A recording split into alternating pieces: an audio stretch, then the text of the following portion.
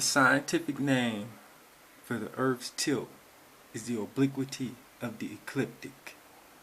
It is the angle between the plane of the ecliptic and the celestial equator caused by the inclination of the Earth's rotational axis to the plane of its orbit. The present value of the obliquity of the ecliptic is 23.26, but the effects of precession and nutation cause it to vary between 21.55 and 24.18 over a period of 40,000 years. See also seasons. The Earth's tilt controls the seasons.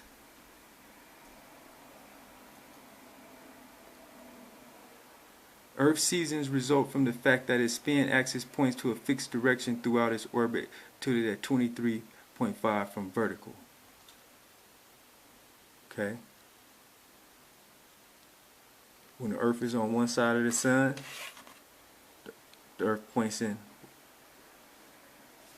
a direction so that the top of the Earth receives more radiation than the bottom, so it's summer at the top, winter at the bottom. The opposite is true when the Earth gets on the other side, where the bottom is closer to the sun, so it's summer at the bottom, winter at the top.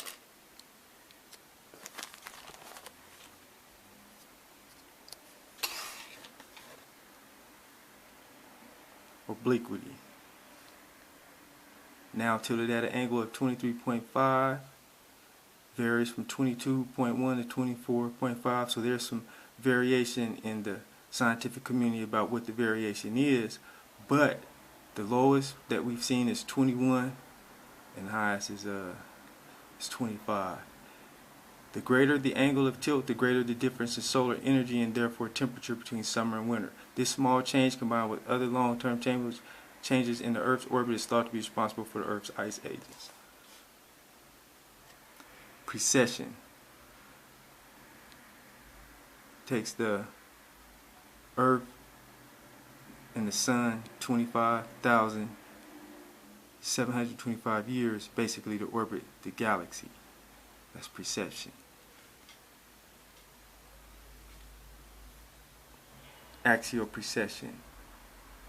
The axis now, axis in 13,000 years. Every 13,000 years the Earth's tilt shifts from 23 degrees this way, stops in the middle at vertical, falls over to 23 degrees the other way, and resets itself. It's a cataclysm. It takes 7 years for the Earth to go from 23 to 0, and a day for the Earth to go from 0 to 23. This is what we're in the midst of, and this is what we have to prepare for.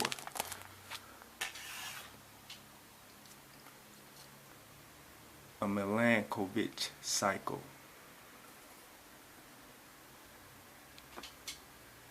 Orbital variations of the Earth cause changes in the amount of incoming solar radiation known as Milankovitch cycles.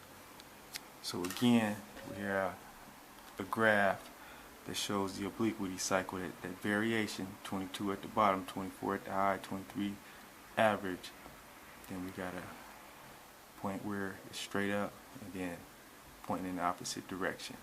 They almost like to give you the impression that it's a slow, gradual wobble over the course of 13,000 years, but that's evidently not the case.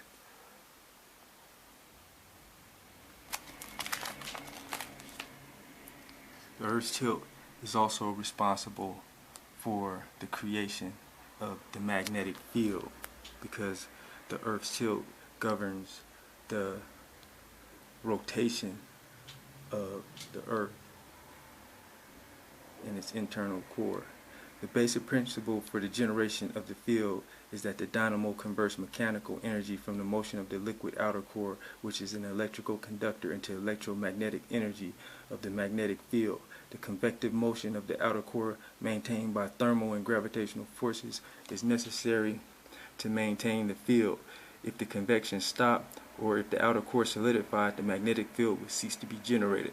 Secular variations in the magnetic field have been well documented by examination of the paleomagnetic record in the seafloor, lava flows, and sediments. Every few thousand years, the magnetic field changes intensity and reverses, with the north and south poles abruptly flipping. So that's what we're in the process now. The Earth's magnetic field is changing in intensity. We're receiving more radiation up into the point to where the Earth's magnetic field is going to completely cease to be generated, and it's going to reverse. In order to reverse, you have to stop and go the opposite direction. Okay. See, the magnetosphere shears the surface of the Earth from the charged particles of the solar wind and is generated by electric currents located in different parts of the Earth. So what's going to happen? See, this is the Earth. This is the Earth. Electricity that is generated from spinning the sun is also doing the same thing. The solar wind is blowing, but the Earth's electricity is blocking the sun's electricity. When this goes away, see, it looks like an angel. See, these are her wings, her halo.